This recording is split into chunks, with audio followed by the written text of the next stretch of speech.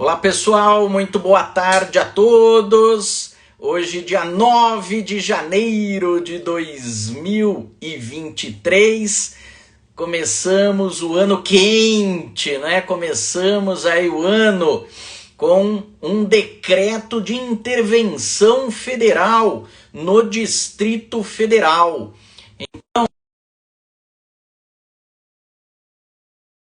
Esta questão, não é, do decreto, como é que funciona essa questão da intervenção federal, para melhor esclarecer e também para que, principalmente quem está estudando aí para concurso público, para prova da OAB, possa entender um pouquinho melhor como é que funciona juridicamente esta situação que nós estamos passando. Então, claro, é um momento político muito delicado, muito complicado, mas isso traz repercussões jurídicas. E vamos, então, juntamente com o professor César Babler, analisar essa situação jurídica, não é, prevista na Constituição Federal, que é a intervenção federal. Então, intervenção federal que já foi feita há um tempo atrás, lá no estado do Rio de Janeiro, quando era presidente o Michel Temer. Então, também foi feita uma intervenção federal ali no estado do Rio de Janeiro. E está aí, professor César Babler. Seja muito bem-vindo, professor César Babler, que é professor de Direito Constitucional e Direito Administrativo lá no ProOrdem, também coordena a pós-graduação em Direito Público e nada melhor aí do que quem entende bastante do assunto para a gente discutir juridicamente esta situação. Seja bem-vindo, Babler. Obrigado, Marcelo. Boa tarde a todos. Boa tarde, Marcelo. Obrigado pelo convite. É sempre uma honra aí dividir com você algumas ideias, compartilhar com o pessoal. Eu acho que esses momentos exigem uma reflexão, ainda que seja uma reflexão superficial. A gente tem que pensar no que está acontecendo, refletir sobre isso como cidadão. Ainda que você não seja da área jurídica, é um dever cívico saber um pouquinho do que está acontecendo com o país. Então, a gente está aqui, né, Marcelo, sem nenhum caráter político, com interesse exclusivamente de ajudar vocês, de educar o povo a entender um pouco melhor, juridicamente, o que está acontecendo. E a gente vai tentar ser o mais didático possível, né, Marcelo? Nessa explicação breve. Isso, exatamente, César. É importante dizer que, claro, que não tem como se desvincular de questão política, porque o direito todo, ele é uma valoração de ideias políticas, obviamente. Mas o nosso intuito aqui dessa live, óbvio que não é falar de um ou de outro posicionamento político, mas sim do aspecto jurídico, não é? O aspecto legal. Então, Babler, eu queria começar agradecendo aí todos que estão nos acompanhando, pedindo brevemente para você fazer uma distinção entre intervenção federal, estado de defesa e estado de sítio, que são três medidas excepcionais, mas previstas na nossa Constituição Federal. Essas medidas, elas compõem um gênero, uma categoria constitucional que a gente chama de sistema constitucional de crises. Então, são momentos em que o país está passando por crise. Cada uma tem sua peculiaridade, cada uma tem seu detalhamento, elas têm proximidades, mas também têm distinções. É importante dizer, antes de começar essa diferença rápida, que intervenção federal não se confunde com intervenção militar, e o país está passando nesse momento, a partir de ontem, com efeito imediato, por uma intervenção federal. O presidente Lula decretou intervenção federal, não decretou o estado de defesa, não decretou o estado de sítio. Isso é importante, antes da gente começar a explicar, que todo mundo entenda, né? Que o que está acontecendo com o país? O que está acontecendo com o país hoje é intervenção federal. E o que significa isso? Intervenção federal é uma medida excepcional, é uma restrição temporária na autonomia de um ente federado. só se fala em intervenção federal onde se tem federação. O Brasil é um Estado federado, então, logicamente, cabe se falar em intervenção. Intervenção é um puxão de orelha grave em um dos entes federados que não está cumprindo o papel constitucional. É isso que aconteceu justamente ontem no ataque ao Congresso Nacional, ao Palácio do Planalto, ao STF, aos três poderes, onde houve grave comprometimento da ordem pública. Um dos pressupostos constitucionais autorizadores do rol taxativo do artigo 34 da Constituição, autorizadores dessa intervenção federal. Ou seja, a partir daí, o governo federal, o presidente da República, por decreto, está autorizado a intervir no Distrito Federal, que falhou na segurança pública, uma vez que não cumpriu o seu dever constitucional de garantir a segurança pública no Distrito Federal, a sede dos três poderes. Então, para a gente começar a conversa, é importante entender esse ponto. Esse ponto é o ponto principal e da onde desenrola toda a estrutura do raciocínio, né? Então, tudo começa aí. Marcelo, você quer falar alguma coisa? Então, para não ficar... Só reforçando, Babler, então, os entes federados, né, União, Estados-membros, Distrito Federal e municípios, eles têm autonomia. Essa autonomia assegura aí tanto autogoverno, autoadministração e engloba também a questão da segurança pública. Então, cada estado cuida da sua segurança pública.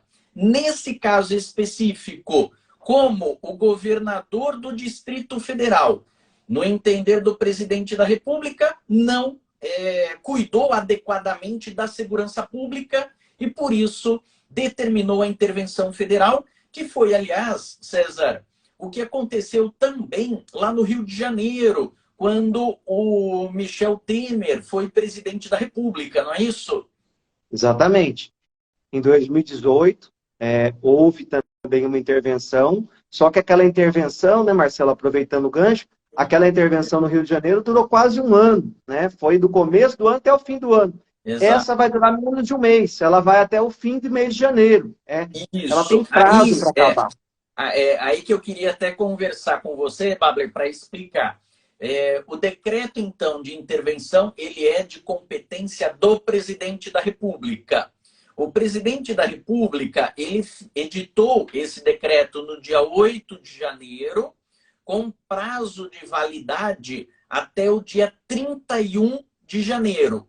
Mas este prazo, ele pode ser antecipado ou prorrogado também, não é? Marcelo, o entendimento da doutrina constitucionalista é que, nesse caso, diferente do Estado de Defesa, aproveitando a sua gancho com a sua primeira pergunta, o Estado de Defesa pode ser prorrogado por uma vez, por mais 30 dias. Não pode confundir aqui. A intervenção federal, uma vez decretada, o prazo está definido. Se vencer o prazo e as medidas estiverem necessárias ainda, o presidente tem que decretar outra intervenção federal com outro prazo que ele vai fixar no novo decreto. Mas aí vai ser outra intervenção federal que vai passar por todo o processamento que a gente vai conversar daqui a pouco sobre a intervenção federal. Não existe prorrogação de intervenção. A prorrogação é possível no estado de defesa por uma vez, 30 mais 30. No estado de sítio, se for decretado o estado de sítio, que é uma medida mais grave, que implica em restrição de direitos básicos e a restrição máxima no Brasil, aí a prorrogação pode ser indefinida. 30 mais 30 mais 30, ou enquanto durar a situação de urgência. Então é importante que se entenda esses prazos, né? Isso. Então, na verdade, se até o dia 31 de janeiro se resolver essa situação no Distrito Federal, acaba aí esse decreto de intervenção e está extinta a intervenção, volta o governador do Distrito Federal a ter ampla autonomia, inclusive na segurança pública. Sim. Agora, se porventura continuar estes problemas, o presidente da República pode, então, decretar uma nova intervenção federal no Distrito Federal, e aí, Babler, ele pode decretar essa nova intervenção federal tanto na segurança pública, como já foi feito agora, como ele pode ampliar também e afastar o governador do Distrito Federal, não é? Pode. Se as medidas, se o presidente considerar como necessárias medidas de afastamento do próprio governador, que é o chefe do Poder Executivo, ele pode determinar que o interventor faça, às vezes, de governador. Essa intervenção que a gente tem agora no Distrito Federal é muito parecida com a do Rio de Janeiro, como você bem disse. Inclusive, em relação ao interventor. O interventor vai ocupar somente a pasta da segurança, não vai ocupar o lugar do governador. É a mesma história. Uma diferença importante, talvez, em relação ao Rio de Janeiro, é que no Rio de Janeiro, o Michel Temer nomeou um militar, o Braga Neto, que depois foi ministro da Defesa do governo Bolsonaro. O presidente Lula nomeou um civil agora, Ricardo Capelli, se não me engano. Ele é da área do comércio, ele não é da área militar. E isso não muda nada, a intervenção continua a ser intervenção federal. O fato de ser um militar ou ser um civil não interfere na natureza jurídica do Instituto da Intervenção, que é o Instituto Constitucional. E o presidente nomeia interventor aquele que for da sua confiança e que melhor aprover para aquele momento de crise que o país está passando. Então isso é importante que fique bem definido. Não tem diferença em relação ao do Michel Temer, né? Inclusive em relação a esse caráter, Marcelo, definindo as coisas daqui, de intervenção parcial. Essa intervenção, então, a gente pode começar a contornar as coisas para quem é do mundo jurídico. Ela é uma intervenção espontânea, porque o presidente decretou sem ninguém mandar, sem ninguém solicitar, sem ninguém requerer. Ela é espontânea. Ela é parcial, porque ela não incidiu sobre toda a autonomia do Estado, como você disse. Ela recaiu somente sobre uma pasta, a pasta da segurança pública. Então, ela é parcial, espontânea e temporária. Já começamos com 3 elementos importantíssimos da intervenção. Temporária por quê? O Marcelo acabou de reforçar que ela vai até o fim de janeiro, 31 de janeiro. Encerrado esse prazo, acabou a intervenção, não tem como o presidente prorrogar. Então ela é temporária, parcial e espontânea. Começamos a definir a intervenção, Marcelo. Maravilha. E aí, Babler, a competência privativa do presidente da República, então, foi decretado aí por quem tem a competência para decretar a intervenção federal. A hipótese de intervenção federal ela é expressamente prevista na Constituição Federal, lá no artigo 34. Tem várias hipóteses, né, onde o presidente pode decretar intervenção federal. Essa especificamente foi por grave comprometimento da ordem pública, que é o mesmo fundamento que foi utilizado na intervenção lá do Rio de Janeiro. Tem o prazo determinado e tem quem é o interventor e quais são estas atribuições do interventor. Agora, Babler, com esta intervenção efetivada, isso traz algumas consequências jurídicas também para o próprio Congresso Nacional, né? Uma delas é uma limitação no que se refere à análise de emendas constitucionais. Sim, eu acho importante, Marcelo, antes da gente, se você me permite, antes da gente entrar nesse ponto das limitações circunstanciais, falar do papel do Congresso, pensei que você fosse falar disso, no controle da intervenção, porque isso também é importante para a gente continuar o processo, acho que para o pessoal entender fica melhor. O controle da intervenção. Então, como que é feito isso? O presidente decretou.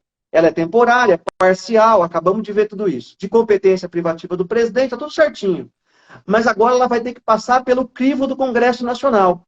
O Congresso vai ter que aprovar essa intervenção. Não é assim tão simples. O presidente decreta quando ele quiser e se ele achar que deve, deve, não deve, não deve. O Congresso Nacional vai fazer esse controle.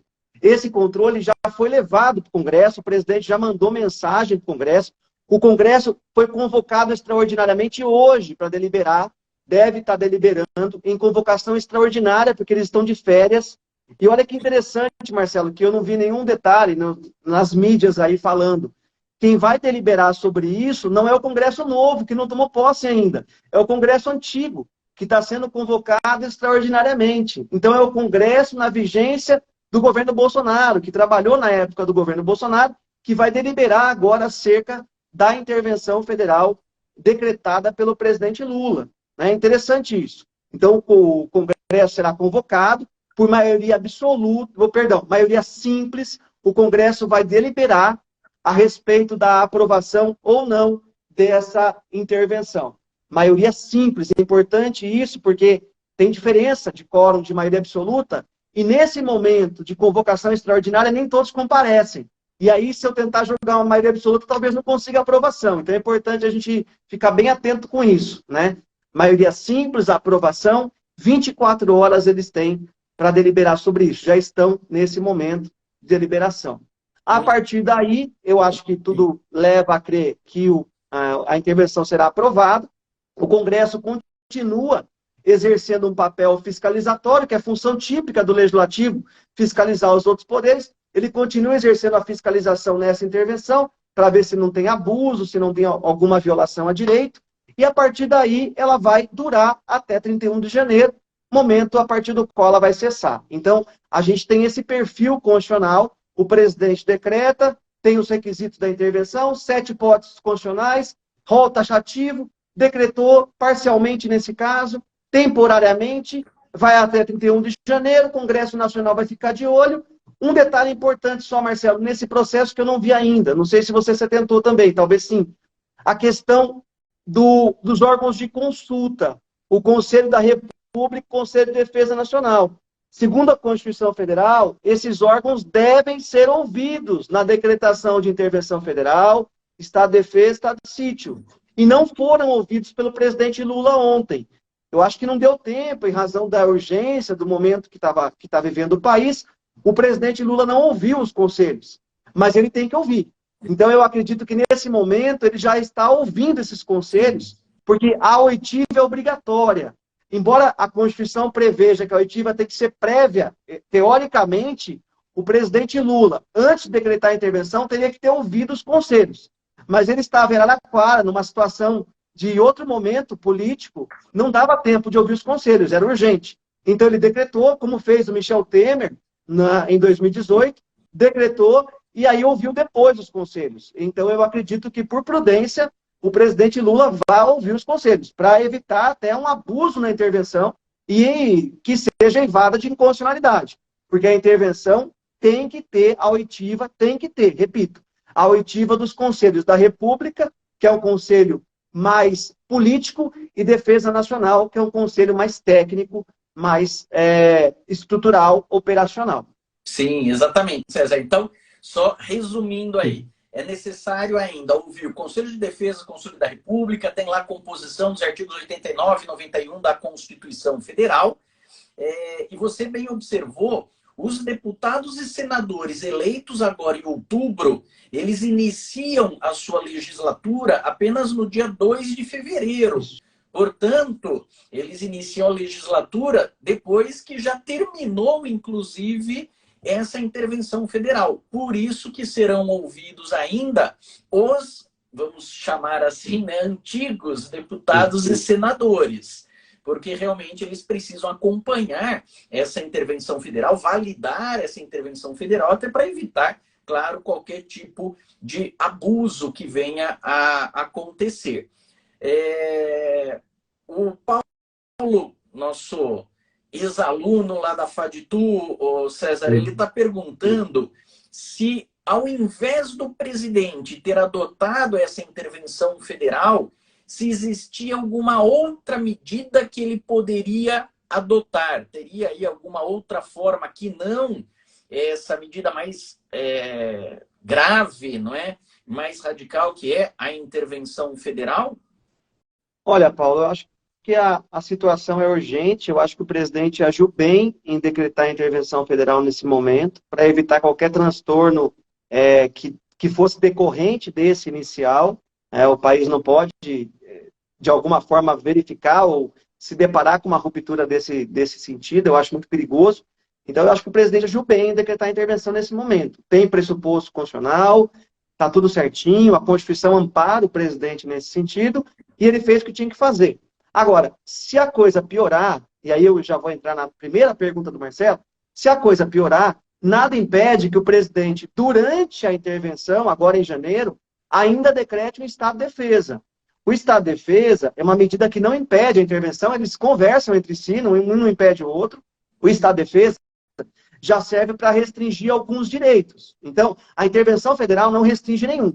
Eles podem continuar se reunindo, podem continuar exercendo a comunicação livremente, a expressão livremente, nada está impedido, está tudo certinho. Agora, no Estado de Defesa, eu considero um pouquinho mais grave, porque o presidente já pode restringir alguns direitos fundamentais. Isso é super sério. Começou a restringir direito, fica sério.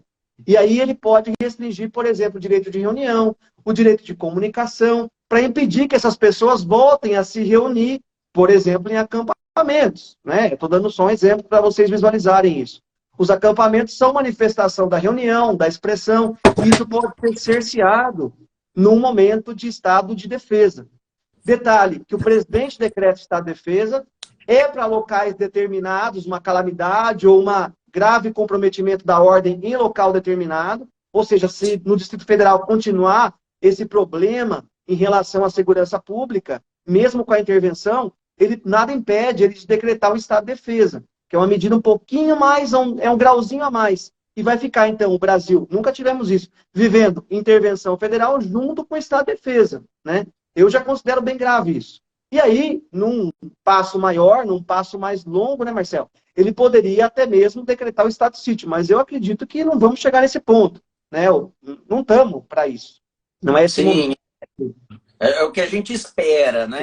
Mas eu também vejo que, infelizmente, as cenas que foram mostradas no domingo foram cenas, assim, inacreditáveis, não é? E que realmente justificam essa medida excepcional, essa medida de urgência que foi a intervenção federal. Então, alguma outra medida, infelizmente, deveria ter sido adotada durante o mês, né? Ao longo aí desse período todo, mas quando se chega num ponto de invadir e destruir patrimônio histórico, né, César? Ali foram cenas, assim, inacreditáveis e que mostram, infelizmente, uma falta de respeito com a cultura, com a história que existe aí no nosso país. Isso realmente foi muito triste, né? Essas cenas que nós vimos, então, realmente era necessária uma medida extrema dessa.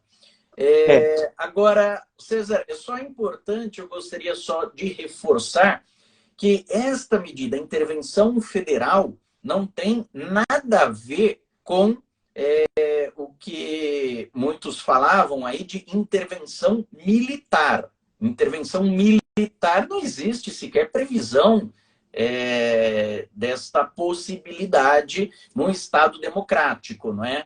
Então, intervenção militar... Desculpa, Marcelo, te interromper, perdão. Não, pode. Então, só para reforçar, intervenção federal é um instituto previsto na Constituição Federal, lá no artigo 34, e de competência do presidente da República. Agora, intervenção militar, isso não existe na Constituição, né? Não. Intervenção militar é golpe, né? É um nome bonito para chamar o golpe. Intervenção militar é um instituto de autoridade, de abuso, de excesso de poder, que não está previsto na Constituição Federal e que faz com que as Forças Armadas assumam o poder acima da Constituição Federal, o que caracteriza totalmente a violação a qualquer Estado que se pretenda democrático de direito.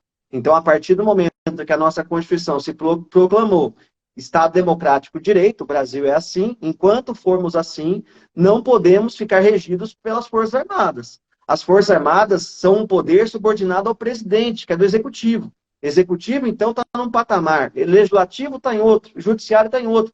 É a tripartição de poderes e todos submetidos à Constituição. Tem que ser assim para termos um Estado democrático de direito. Se fugir disso, é abuso. Se fugir disso, é golpe. Não é questão política e ideológica. É questão jurídica. Jurídico-constitucional. Né? Então, é um ponto bem fulcral, é um ponto bem essencial que todo mundo entenda, e não é viés ideológico, é questão jurídica. Aí, Marcelo, aproveitando a sua deixa, qual é o problema? Talvez a pergunta do Paulo tenha sentido aqui, no Paulo, aluno da FADTU, qual é o problema de se decretar uma intervenção federal? O problema é que as emendas constitucionais ficam travadas no Congresso Nacional. E nesse período de intervenção federal, há um óbice, um obstáculo à aprovação de emendas constitucionais. Trata-se da chamada limitação circunstancial. Tanto na intervenção federal, quanto no estado de defesa, estado de sítio, são as 3 hipóteses em que não pode ser aprovada emenda. Então, a nossa Constituição, se tem alguma emenda tramitando, vai ser reformada, decretar a intervenção federal, fica travada. Isso aconteceu, ficou bem claro, na época do Temer. Em 2018, estava tramitando a reforma da Previdência, por emenda constitucional, que depois veio a ser a emenda 103 de 2019. Essa emenda, durante a intervenção, ficou parada. Por quê? Por uma questão política? Não, por uma questão jurídica. A própria Constituição Federal estabelece algumas limitações. Qual que é a lógica que está por trás disso?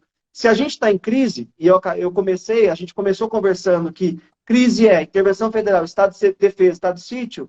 Se o país está em crise, ele não tem condições de deliberar de forma apropriada a reforma da sua Constituição.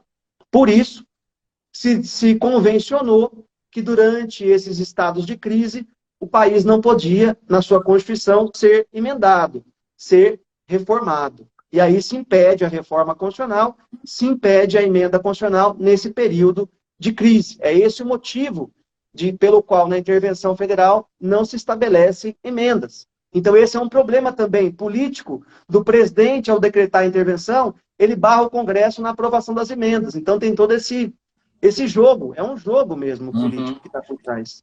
Sim, sem dúvida.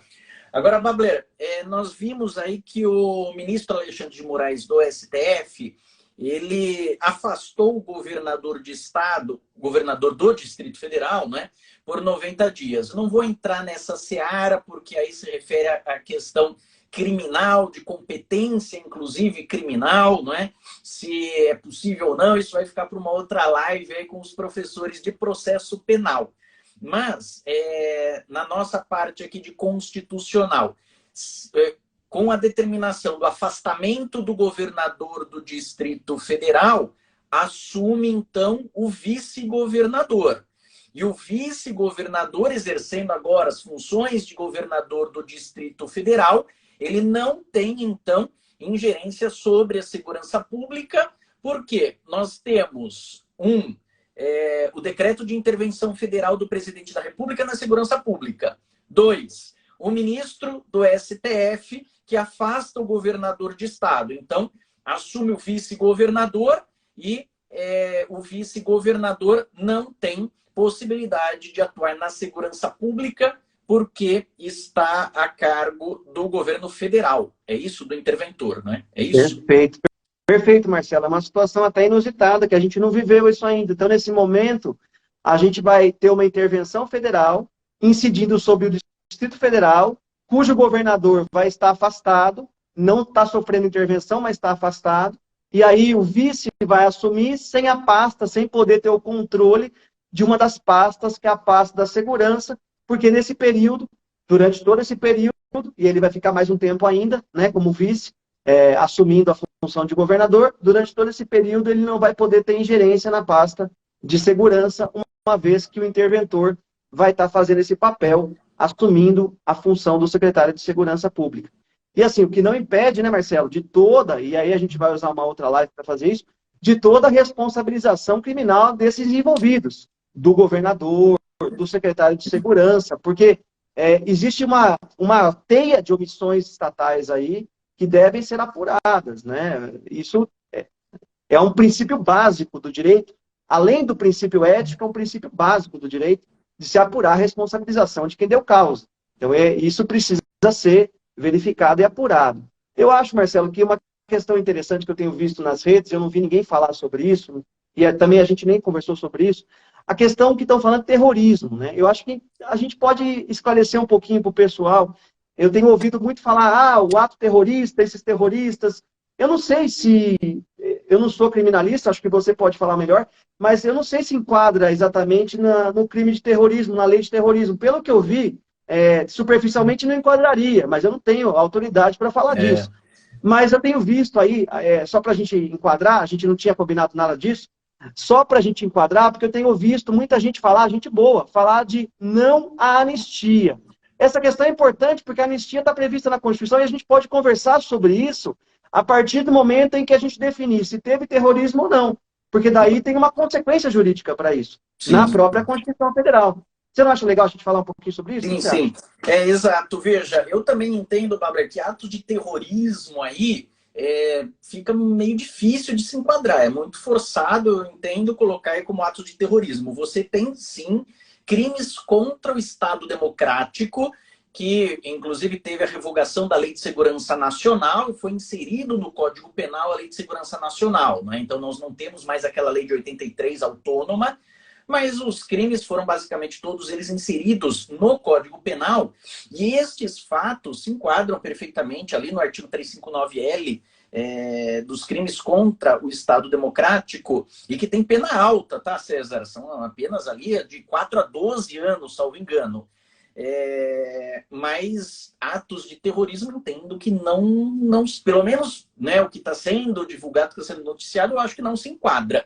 Você teria esse 359-L do Código Penal e, claro, outros crimes que podem decorrer disso, né? Crime de dano, crime de lesão corporal, tentativa de homicídio, eventuais crimes aí contra o patrimônio histórico também, não é? Tudo isso vai ser apurado. Tanto que tem um meme, César, que o pessoal está brincando aí, dizendo que não sabem quem que está tendo mais trabalho agora lá em Brasília. Se é advogado criminalista ou se é vidraceiro. De tanta... porque esse pessoal todo que foi preso, né, foram presos em flagrante, eles têm que passar por uma audiência de custódia. E foram mais de 40 presos ali, pelo menos do que eu vi só de uma das reportagens, com um ônibus chegando de presos, e essa turma toda tem que passar pela audiência de custódia. Mas no aspecto criminal, você vai ter ali não só a discussão da ingerência, né, de quais crimes que aconteceram, e também a competência, né? Quem é competente para julgar este fato. Não podemos aí nos esquecer que há pouco tempo atrás nós tivemos um juiz que chamava toda a competência para si e depois acabou aí sendo declarado suspeito, sendo declarado impedido e anulando todo o processo. Então, só o Supremo precisa tomar cuidado para que isso não volte a acontecer, não é? Mas, César, qual seria, se eventualmente se enquadrasse em terrorismo, não é? Você tem regrinhas ali na Constituição em relação à tortura, tráfico e terrorismo. Especificamente, a Constituição Federal proíbe alguns benefícios para esse pessoal, não é isso? Exatamente, Marcelo. É interessante a gente dizer que o artigo 5º ele estabelece algum regime processual para crimes graves. Então, por exemplo, o tráfico, a tortura, o terrorismo e os hediondos, e aí se enquadra o terrorismo, e por isso que eu tenho visto muita gente falar não anistia, esses crimes, esses 4 grupos de crimes, tráfico, tortura, terrorismo e hediondos, o TTTH, esses crimes são insuscetíveis de graça, anistia ou fiança. Então, esses crimes não podem mesmo ser anistiados, ser perdoados. A partir do momento em que eu tenho um ato terrorista, obviamente a Constituição proíbe a anistia. Mas, se eu não enquadro no terrorismo, teoricamente eles não estão totalmente vedados de serem anistiados. Isso é importante que o povo saiba, porque vai se replicando nas redes sociais, não anistia, sem saber do que está falando. Então, se eu definir como terrorismo, tem razão. Falar que não cabe anistia, não cabe perdão. Mas se não se enquadrar, e a gente tem que ser justo para todos os lados, não pode ficar sendo tendencioso. Se não se enquadrar como terrorismo, e tudo leva a crer que não seja terrorismo, não se enquadrando como terrorismo, não tem essa de falar não pode perdoar. Não que a gente queira que perdoe, não é uma vontade, a gente está analisando a questão jurídica. Então essa fala de não há anistia é uma fala impensada, podemos dizer assim. Ao passo que a gente tem também 2 crimes importantes, o racismo e a ação de grupos armados contra a ordem constitucional e o Estado democrático, que também são inafiançáveis e são imprescritíveis. Isso é importante, porque, eventualmente, Marcelo, aí isso pode gerar uma discussão se esses crimes são ação de grupos armados contra a ordem constitucional e o Estado democrático. Eu entendo que talvez se encaixem aí. Em se encaixando aí, pode se encaixar. Em se encaixando aí, a gente tem a imprescritibilidade. Ou seja, pode ser que esse pessoal que cometeu esses crimes ontem, na data de ontem, eles sejam punidos daqui 20 anos, daqui 30 anos. Por quê? Esses crimes são imprescritíveis. Exato. Eu posso demorar um longo tempo para apurar quem são os infratores. Não tem problema, porque o crime é imprescritível. E isso eu não ouvi ninguém falar. Isso então é importante a gente alertar para esses detalhes, né, Marcelo? Ele é imprescritível porque a Constituição de 88 já estabelecia essa imprescritibilidade, tanto para os crimes contra a ordem democrática como para o crime de racismo. Então não é algo pontual, algo casual. É algo que demanda aí de muito estudo, de muita análise técnica para se editar, não é? Para se estabelecer essas regras.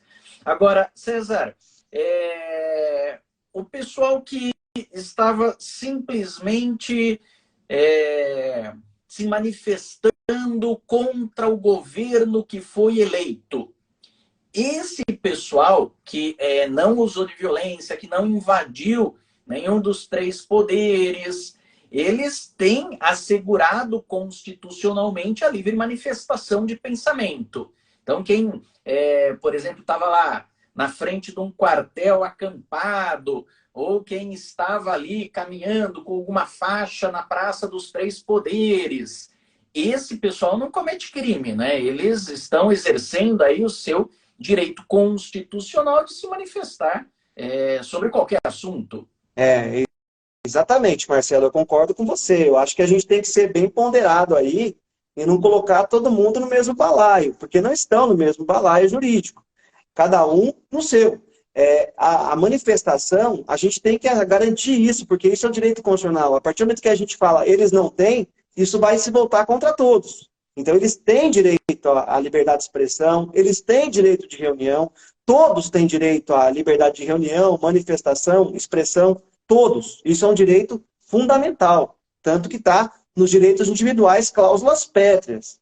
Agora, é importante a gente colocar, porque às vezes a pessoa acha que tem um direito fundamental e ela pode fazer o que ela quiser com o seu direito. Também não é assim. Existe um princípio da razoabilidade, o princípio da ponderação. Não existe direito absoluto. O direito penal sabe muito bem disso, né? Legitimar defesa. Existem situações em que se pode, inclusive, matar, tirar a vida de alguém, que é um direito fundamental. A Constituição Federal prevê que, em caso de guerra, é possível suprimir a vida. A pena de morte é admitida no Brasil, nessa situação.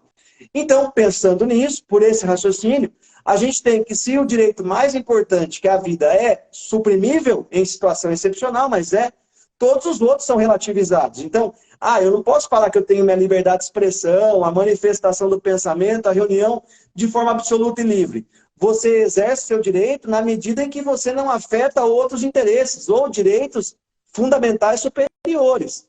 Nesse caso, obviamente, aquelas pessoas que invadiram os três poderes, elas exerceram o direito de forma muito abusiva. E por isso vão ser responsabilizados não por exercer o direito, mas por abusar do exercício do seu direito. É isso que é importante que se entenda. Não está se punindo o exercício do direito. Só fazendo uma pequena analogia, César. Vamos imaginar o seguinte. Eu sou a favor do aborto. O aborto está previsto no Código Penal como sendo crime. Mas eu posso me manifestar, eu posso escrever, eu posso ir para frente do Congresso com uma placa dizendo, liberem o aborto, liberem o aborto. Isso não é crime. Agora, se eu fizer o aborto em alguém, aí eu cometo crime. Então, é importante a gente entender que a livre manifestação de pensamento, a exteriorização desse pensamento é garantido pela Constituição Federal. Agora, o que você não pode praticar é o ato. A mesma coisa, a marcha da maconha, que eu me recordo que o STF até se analisou, né? Teve que se debruçar sobre isto. Eu quero liberar o uso de drogas. Beleza, pode se manifestar pela liberação do uso de drogas. Mas essa marcha da maconha, você não pode sair fumando um baseado lá como se fosse uma esquadrilha da fumaça. Falando, não, mas eu estou na marcha da maconha. Não, a marcha da maconha é para mudar a ideia, para mudar a legislação. Mas você não pode usar a maconha na Marcha da Maconha, você não pode praticar o aborto, e assim como você não pode invadir o Congresso Nacional, invadir o Supremo Tribunal Federal, invadir o Palácio da Alvorada para impor a sua vontade. Eu acho que aí nós temos uma linha divisória muito clara. Você pode ficar acampado, se manifestar, levantar faixa à vontade, desde que não ultrapasse o limite do permitido. Porque aí, na verdade, você tem um abuso do seu direito. Você tem o direito, mas o abuso de direito já não é mais um direito, não é? E a gente tem um fato grave, que é o comprometimento da segurança pública, que compromete a integridade física de uma população maior, mais ampla. Isso é perigoso. A partir desse momento, então, foi que o ministro Alexandre de Moraes, na sua decisão, que foi publicada ontem também, na madrugada, que determinava a retirada dos acampamentos e tudo mais. Não que o acampamento seja proibido, mas a partir do momento que ele assumiu uma feição abusiva, então o Poder Judiciário tem esse papel de intervir e determinar a justa medida do exercício dos direitos. É isso que é importante que todos entendam. O Judiciário, às vezes, ele abusa, mas nesses casos, ele tem um papel fundamental de harmonizar, equilibrar o exercício do direito. Né? Porque se deixar para todo mundo exercer o seu, cada um vai achar que pode mais do que realmente pode. E aí a gente vira uma terra de ninguém, a sociedade fica intransitável, não dá para viver numa sociedade assim, em que cada um quer exercer o seu direito no limite máximo, como se fosse um videogame. Não tem como viver assim, né, Marcelo? Temos regras, né, César? Temos regras e aquilo que a gente fala, né, sempre em sala de aula, direito é bom senso.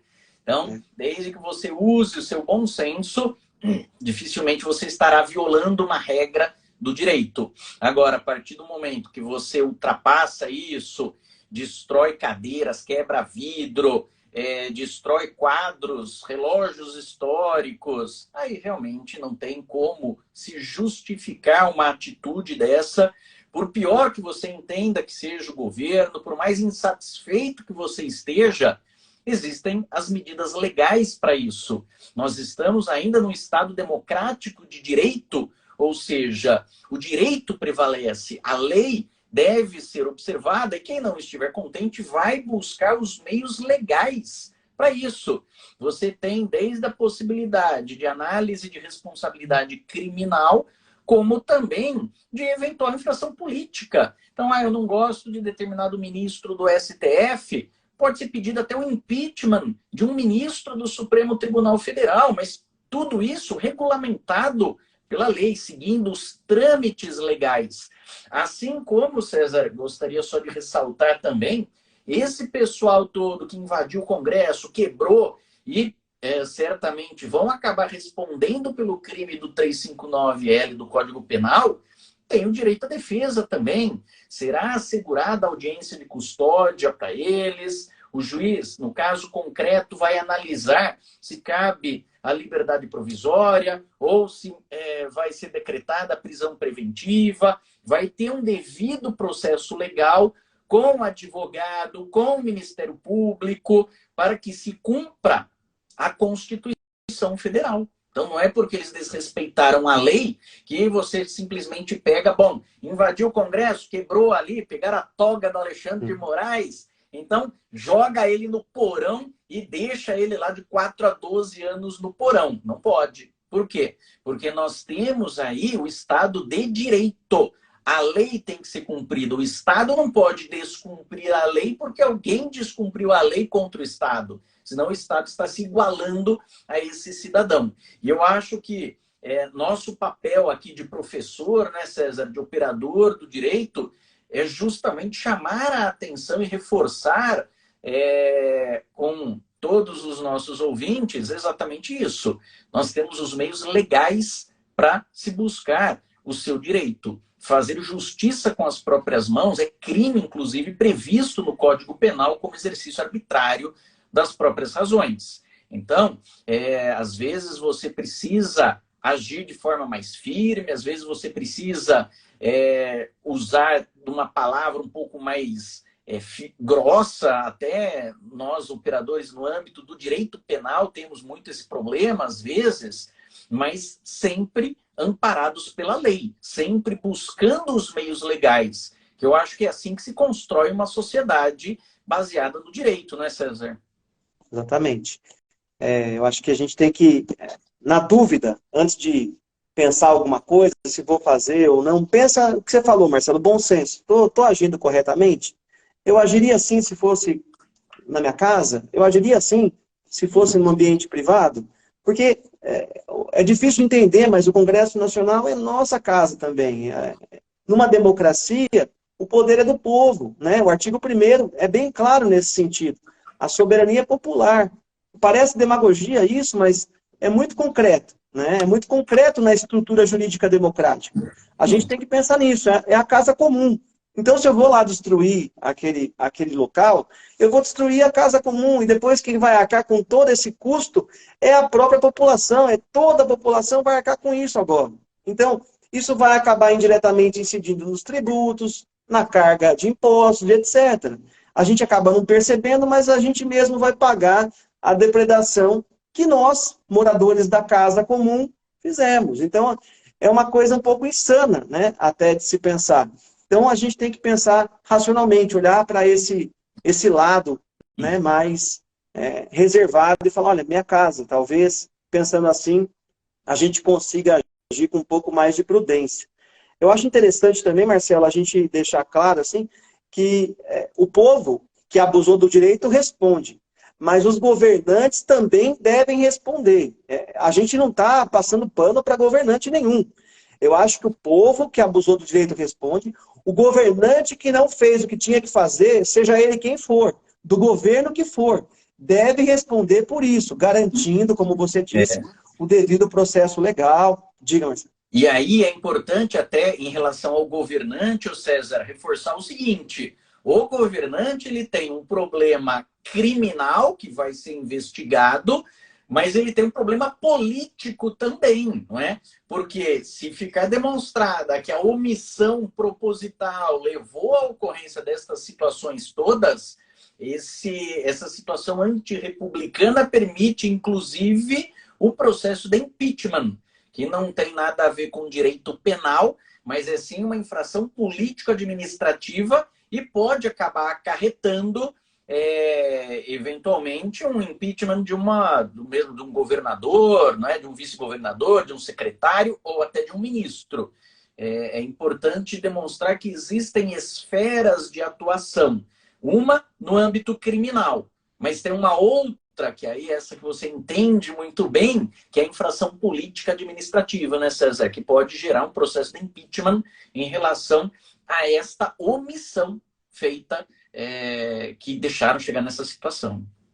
Exatamente, porque a gente tem falado muito do governador, do secretário de Segurança do Distrito Federal, mas tem um corpo de ministério aí que talvez tenha sido um pouco omisso também. A gente tem que apurar melhor. Eu não tomei conhecimento desses fatos, mas pelo que a gente vê, tem omissão também do governo federal, o Ministério da Defesa. Então, precisa apurar melhor isso, precisa desvendar melhor esses fatos, para ver até onde cada um foi ou não foi quando devia ter ido. E aí, responsabilizar nessa medida, na justa medida, também sem querer abusar nessa responsabilização.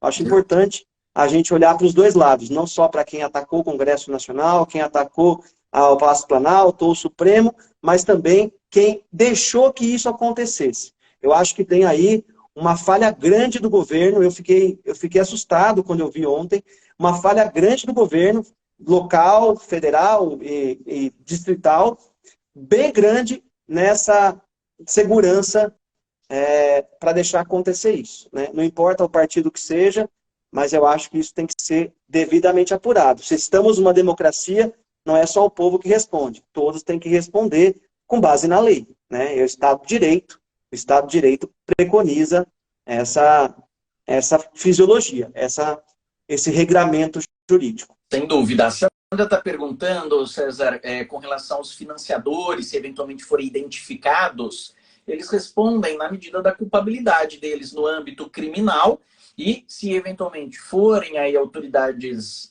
políticas, também podem responder político-administrativamente, como nós conversamos, né, César? Então, você teria não só a responsabilidade criminal, não apenas daquela pessoa que invadiu, que quebrou, que danificou o patrimônio, mas tem a responsabilidade criminal também de quem financiou, né? Cada um responde na medida de sua culpabilidade. E se for identificado que é um agente público, político, né? Ele tem também a possibilidade de responder no âmbito administrativo, inclusive com a possibilidade do processo de impeachment. César, eu sei que você tem aula hoje à noite ainda, nós lá no cursinho não temos folga, né? Nós estamos aí pegando firme com os alunos da primeira fase do exame de ordem, que já tem prova agora no mês de fevereiro.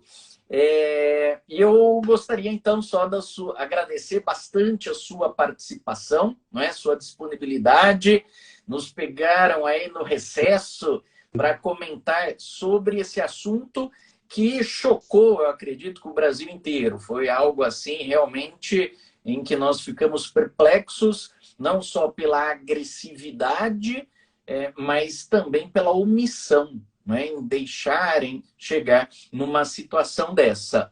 Então, eu agradeço, César, a sua disponibilidade mais uma vez. Tentamos aí trazer, né, alguns esclarecimentos, o nosso ponto de vista sobre esse aspecto técnico-jurídico.